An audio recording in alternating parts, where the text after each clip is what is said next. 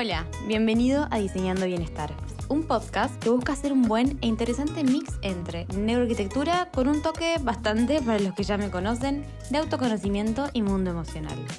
Mi nombre es Juli, arquitecta y apasionada por esos dos mundos.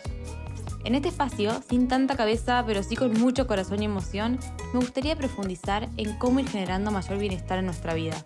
Reflexiones personales y entrevistas a especialistas, fusionando conocimientos y experiencia. Estudiar la mente para poder diseñar para la mente. Humanizar la arquitectura. Diseñar para personas conociendo cómo funcionan las personas. También habrá veces que será modo de generarnos preguntas, cuestionarnos, motivar hábitos buenos.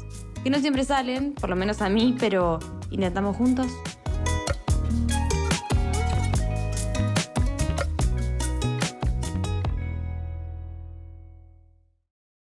Hay un momento muy silencioso en el que la profesión sigue funcionando, pero deja de sentirse propia. Puede no ser un quiebre dramático, puede no ser una crisis visible. Desde afuera muchas veces todo parece estar bien. Seguimos trabajando, seguimos cumpliendo, seguimos siendo responsables, pero por dentro algo cambia. Las decisiones pesan un poco más, lo que antes fluía ahora requiere esfuerzo, y el cuerpo empieza a avisar antes que la cabeza. Hoy quiero hablar de ese punto, de ese lugar sutil donde no estamos mal, pero en el fondo sabemos que podríamos estar mejor. No mejor solo en resultados, mejor en coherencia, en cómo se siente habitar lo que hacemos todos los días, y en lo que vamos obteniendo y logrando a partir de eso. Y acá un doble clic desde el vamos. Esto no siempre es falta de motivación, ni menos de debilidad. Muchas veces no tiene que ver con haber elegido mal la carrera. Muchas veces es un sistema profesional que dejó de ser coherente con la persona en la que nos convertimos. La vida no es lineal, es cíclica, se mueve por etapas.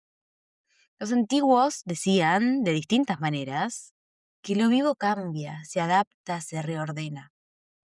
Que lo que se empeña en permanecer igual, aunque todo alrededor cambie, se termina rigidizando, endureciendo. Y lo que pierde flexibilidad, tarde o temprano, se quiebra. Y cuando seguimos trabajando desde una versión pasada de nosotros, aunque hayamos crecido, aunque hayamos madurado, aunque internamente ya estemos en otro lugar, algo empieza a tensarse. Y algo que se tensa demasiado, durante demasiado tiempo, termina rompiéndose. No porque esté mal lo que hacemos, sino porque ya no alcanza la estructura desde la que lo hacemos. A mayor nivel de conciencia, mayor necesidad de herramientas. Como si cada nuevo nivel de juego profesional pidiera un manual distinto. Otra forma de organizar el tiempo, la energía, decisiones.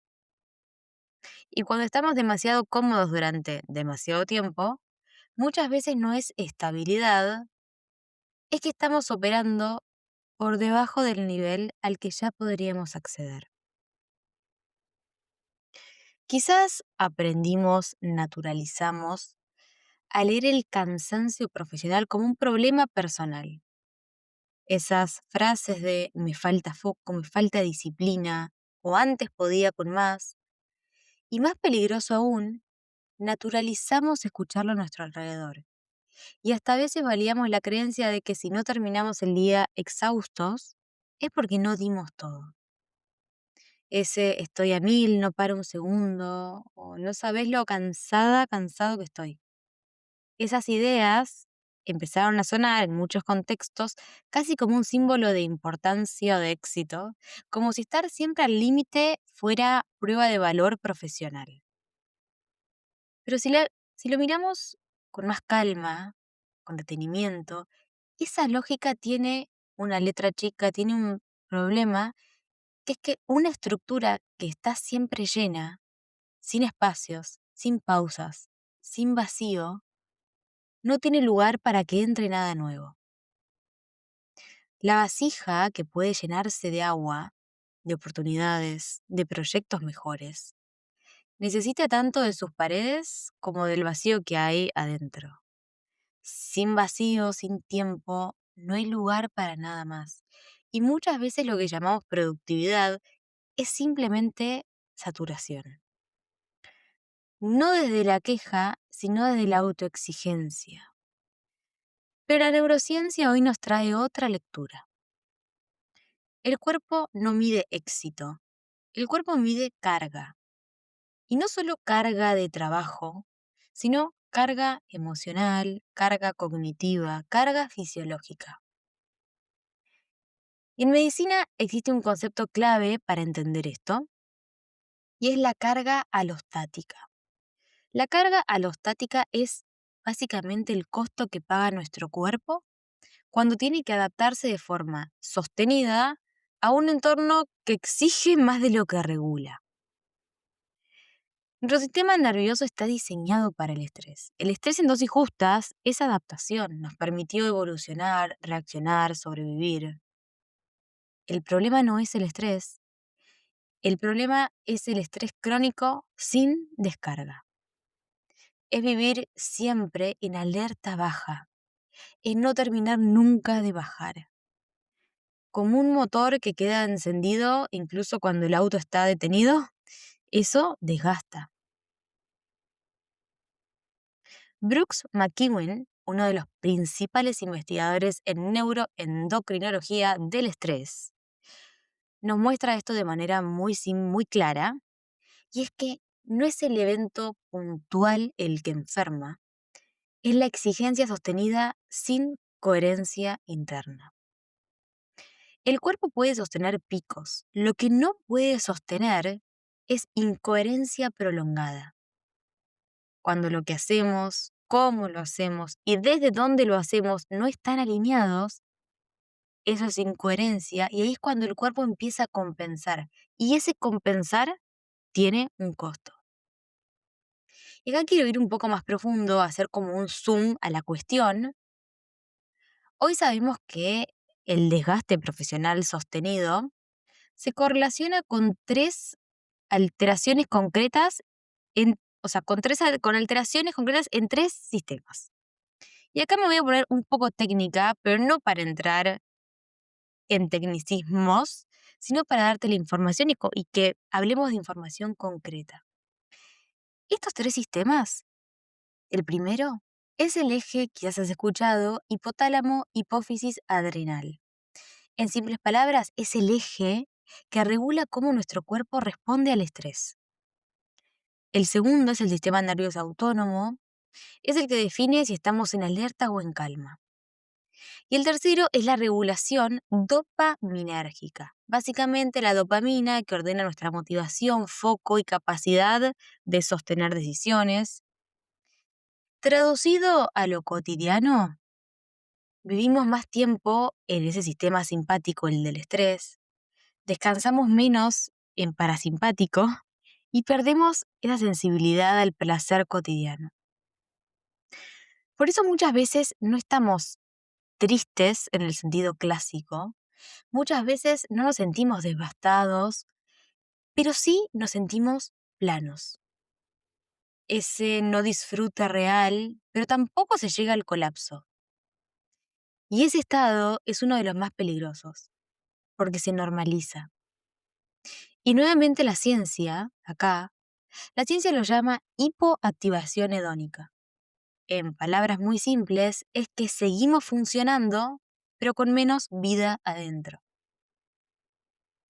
Y acá, si soy muy honesta, esto no lo comparto, no lo cuento desde puramente la teoría o los libros, que también, pero parte de lo que me llevó a estudiar todo esto y busco compartir en este espacio y en todos los que atravesemos juntos, fue ver cómo en mi propio cuerpo un desajuste en esos ejes, un desajuste en ese eje, en mis hormonas, en mi energía diaria, en mi capacidad de regularme, no tenía que ver solo con estrés abstracto, sino con la forma en la que estaba intentando sostener mi profesión y mi vida también.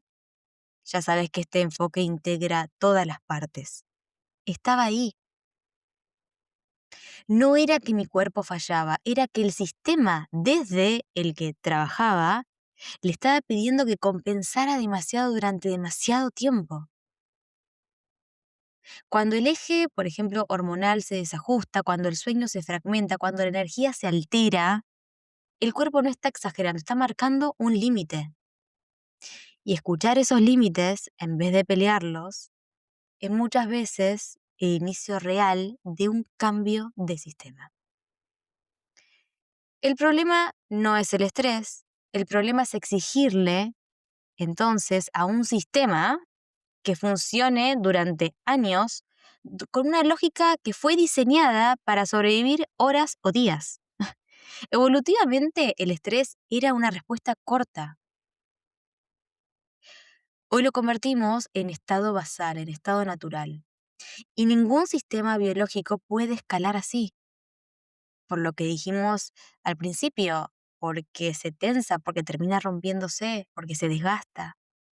Cuando una profesión exige más regulación interna, ese compensar que estructura externa, el cuerpo paga la diferencia. Y acá aparece algo clave. Cuando una profesión deja de sentirse propia, no porque hayamos cambiado para peor, es porque cambiamos. Y el sistema desde el que trabajamos no lo hizo. El sistema nervioso detecta eso antes que la mente. Cuando en estos espacios, y quizás en todo, quizás me escuchas decir el cuerpo sabe antes que la mente, es por esto. El sistema nervioso detecta eso antes que la mente. Nuestro cerebro busca 3 cosas básicas todo el tiempo: seguridad, coherencia y sentido. Cuando lo que hacemos cada día contradice esas 3, el cuerpo entra en modo compensación. Y ahí empiezan los síntomas cotidianos de dormimos pero no descansamos, logramos cosas pero sin disfrute, nos volvemos eficientes pero rígidos. Y eso no es solamente psicológico, es profundamente biológico. La amígdala, nuestro centro de alerta, no distingue entre una amenaza física y una amenaza identitaria sostenida. Para el cuerpo, vivir en contradicción también es estrés. Y acá aparece algo central. Esto es para la neuroarquitectura aplicada a la vida, porque esta idea de contradicción, de seguridad, de coherencia se busca en todo lo que tiene que ver con nuestro entorno emocional, entorno físico. Desde este enfoque no diseñamos solamente espacios, diseñamos sistemas de experiencia. La forma en la que vivimos, trabajamos y decidimos también ese entorno. Y ese entorno impacta directamente en cómo se regula nuestro sistema nervioso. Muchas veces cuando pensamos en desarrollo profesional, miramos casi exclusivamente la mente, ¿no? Cómo pensamos, qué objetivos nos ponemos, qué hábitos queremos incorporar. Acá la invitación es sumar otra capa, es mirar el sistema completo: cuerpo, entorno, decisiones, identidad profesional y narrativa interna como parte del mismo mapa. Cuando hablamos de Human Neuroarchitecture, nos referimos justamente a eso, a un marco que conecte nuestra biología, espacio e identidad profesional para que la forma de trabajar pueda escalar sin ir en contra del cuerpo. Trabajar sobre el sistema completo antes de ir al plan, no preguntarnos qué queremos lograr, sino primero preguntarnos desde qué cuerpo lo estamos intentando, desde qué entorno estamos decidiendo, desde qué identidad profesional estamos operando hoy. Recién después, cuando empieza a ordenarse el sistema desde el que estamos jugando, esa estructura, ese nivel, tiene mucho sentido preguntarnos: ¿qué quiero escalar en mi profesión? ¿Qué querés escalar en tu profesión? Tu estudio, tu facturación, el tipo de proyectos que tomás, clientes, el nivel de impacto que querés tener. Eso es al igual de importante, pero viene un pasito después. La neuroarquitectura no se queda en la teoría. Esa misma ciencia que aplicamos al diseño de espacios es la que, bien usada, permite elevar el valor de lo que hacemos, mejorar la calidad de los proyectos que se aceptan y construir ese modelo profesional que tenga coherencia con el nivel al que querés llegar. Escalar resultados sin rediseñar el sistema es estadísticamente insostenible, pero no desde el lado motivacional, sino fisiología pura. Y en la práctica cotidiana, esto suele verse de esta manera. El funcionar, responder, cumplir. Los mails salen, los proyectos avanzan en mayor o menor medida, las entregas se hacen. No estamos mal al punto de no poder trabajar en ciertas etapas, pero aparecen algunas señales. Estancamiento, un poco de ansiedad de fondo, picos de estrés, esos momentos de casi burnout, cansancio que no se termina de ir. Tal vez esto te resuena. Tenés resultados, pero no del todo el entusiasmo que nos gustaría. Empezás bien un proyecto, pero el trato con las personas, idas y vueltas, los límites que no se ponen a tiempo, la falta de claridad en los mensajes te van desgastando. ¿Pasa algo en algún momento profesional, ya sea en una obra, en una reunión, en un mail, y no podés dejar de pensar en eso? Volvés mentalmente a una escena una y otra vez como si fuese un loop. Sabes que sos capaz de más, pero no de este modo. Y eso genera una tensión muy particular, y es que muchas veces no queremos quejarnos, porque no estamos mal, no estoy mal, pero tampoco querés seguir así. Y ese es el punto exacto donde la profesión deja de sentirse propia, en esa contradicción. Muchas veces creemos que necesitamos cambiar de profesión, cuando en realidad necesitamos otro sistema para ejercerla. Y eso también te lo digo desde la experiencia propia, el cuerpo no boicotea profesiones. El cuerpo responde a sistemas. Cuando empieza a decir basta, en el idioma de cada uno, no está fallando el carácter, está informando. Y desde esta mirada, entendemos la profesión como un sistema vivo, no como un rol aislado. Porque la evidencia propia muestra que ningún rendimiento es sostenible si no contempla varios factores. La biología, porque el cuerpo es el soporte del pensamiento y la acción. El entorno, bien sabes de la neuroarquitectura desde este lugar, porque el sistema nervioso responde al espacio antes que la idea, y porque es la llave para escalar. También las decisiones, porque decidir todo el tiempo sin estructura nos termina agotando. La identidad profesional y narrativa interna, porque no somos lo mismo en todas las etapas de la vida y porque la forma en la que nos hablamos y hablamos regula o drena. Y cuando uno de esos pilares se desajusta y los otros siguen exigiendo rendimiento, el sistema entra en fricción. Y hay una idea que atraviesa toda esta reflexión y es lo que se fuerza no se sostiene. Nada que vaya en contra de lo que es natural, o sea, lo que es forzado no es natural, y nada que vaya en contra de la naturaleza, contra, en realidad, la naturaleza de un sistema, puede durar sin romper algo en el camino. Escalar la profesión sin rediseñar el sistema que la sostiene es como construir más pisos sobre una estructura fisurada. A la larga ya sabemos qué pasa. Podemos hacerlo un tiempo, pero el costo lo termina pagando el cuerpo. Epicteto, un estoico, el pensamiento estoico que a veces traemos a estos espacios, nos enseña mucho. Epicteto lo decía de esta manera, el estoicismo lo dice de esta manera. No son las cosas las que nos perturban, sino los juicios que hacemos sobre ellas. Muchas veces el cansancio no viene del trabajo en sí, sino del marco desde el que lo sostenemos. Otra idea que nos traen los estoicos es que no es la carga lo que pesa, es la manera en la que la llevamos. Esa reflexión me encanta, porque ahí está todo nuestro poder de cambiar la manera en la que estamos transitando, atravesando, reaccionando. Pero eso no se corrige con más voluntad, se corrige con mejor diseño. diseño de ritmo, decisiones, de entorno, de identidad. Madurar profesionalmente no es aguantar más, es dejar de empujar y empezar a leer. Leer el cuerpo, leer la energía, leer la incoherencia, sin juzgar. Si hoy sentís quizás que tu profesión dejó de sentirse propia, no hace falta apurarse a cambiarla. Tal vez no necesitas otra profesión, tal vez lo que sí hace falta es otra forma de ejercerla. Una que te permita crecer, ganar más, escalar tu estudio, tu profesión, tomar decisiones y sostener todo eso sin pagar el precio con el cuerpo.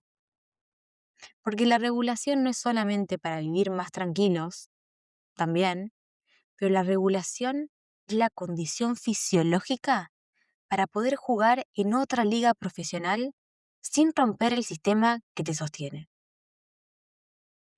La regulación es la mejor estrategia al éxito profesional.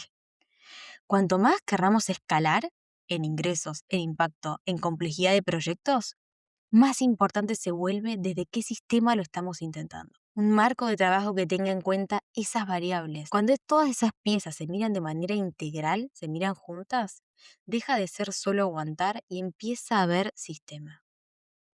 Porque cuando el sistema cambia, el cuerpo deja de compensar. Y cuando el cuerpo deja de compensar, aparece algo que a veces nos olvidamos. Claridad, energía, dirección, disponibilidad. Human New Architecture no es una idea, es el cómo rediseñar la vida profesional para que pueda escalar sin dejar partes tuyas en el camino. Porque nuestro cuerpo no es un obstáculo en la profesión, es parte del sistema.